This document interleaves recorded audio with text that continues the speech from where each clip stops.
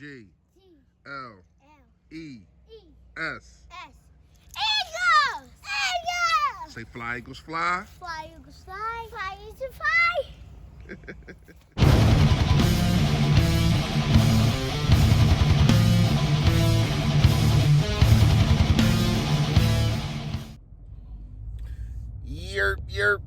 Yo, that man, you know who it is, you know what it is, your boy Philly Fresh, aka the General, man. Also a fourth for the Better Word Podcast. If you have not done it, please make sure you hit that sub button right down there. I appreciate it. Smash the like for your boy, man. I don't know what's been going on lately. I don't know what I did. But we definitely gotta get them likes up, man. I appreciate it in advance, man. Also, make sure you hit the subscribe if you're new, or if you just sit there and you watch it, man. Make sure you hit that subscribe. I appreciate it, man. Now, I might come off a little. I haven't really listened to anybody except for people on the radio, but I haven't listened to my fellow content creators about this.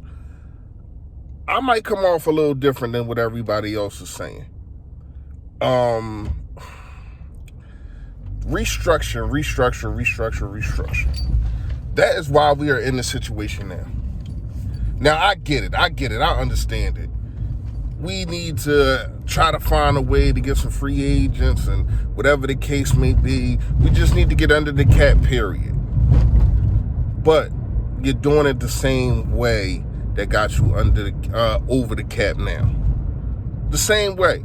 When you did it with Alshon and you pushed everybody else back, and if he would have left last year, that's why you couldn't get rid of him or trade him. It'd have been $26 million dead cap, and you're still taking a $12 million hit this year. And he keeps doing the same thing. Now, I did say Howie needs to fix it, but I thought he was going to get rid of. I thought he was going to make some hard decisions and get rid of some people. You know what I mean? Take the hit for this year, and then next year you start clean. But no, he pushing that paper back. See, people got it kind of messed up when they hear reconstruction.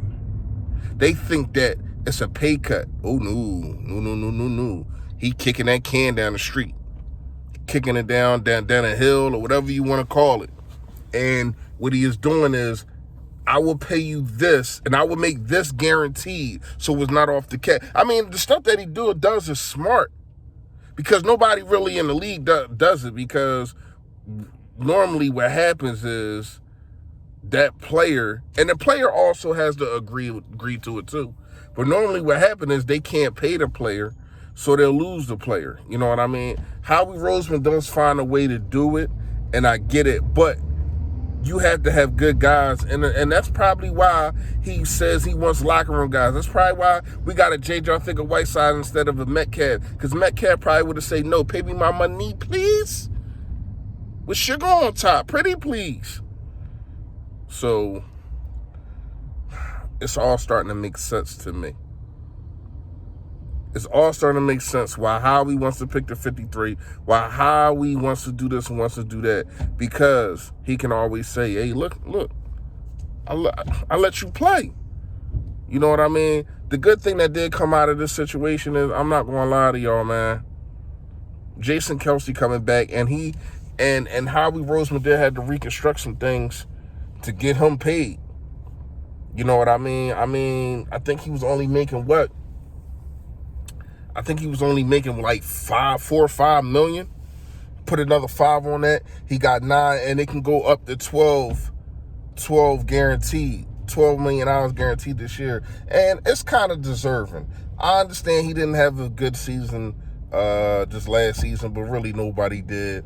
Hot snaps, but little big dog, man, I ain't gonna lie to you, he's deserving, and the reason that you gotta pay him is because you look at everybody else on the line, these dudes are getting paid and not playing.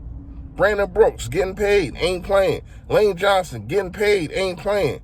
Jason Peters getting paid, ain't playing. So the anchor guy that's been there every single game, and he's going to help Jalen Hurts. Not having Kelce would be so devastating for Jalen Hurts or whoever the starting quarterback is going to be, because of he's like a second quarterback before the snap, if you get what I'm saying. He lets you know where the blitz is coming from. He lets you know what line shift you should have. He's a very, very intelligent center. And if we would have lost him before our new quarterback even gets their feet wet, that's not nothing that you could take lightly. So I think that was a smart move paying him. But here's the thing. We're going to have to look at, if you had to pay him $5 million to come back, it means it's time to go into that draft looking for a center. This year, you need to go into that draft looking for a center. Point blank period is nothing to discuss. I know I said cornerback yesterday.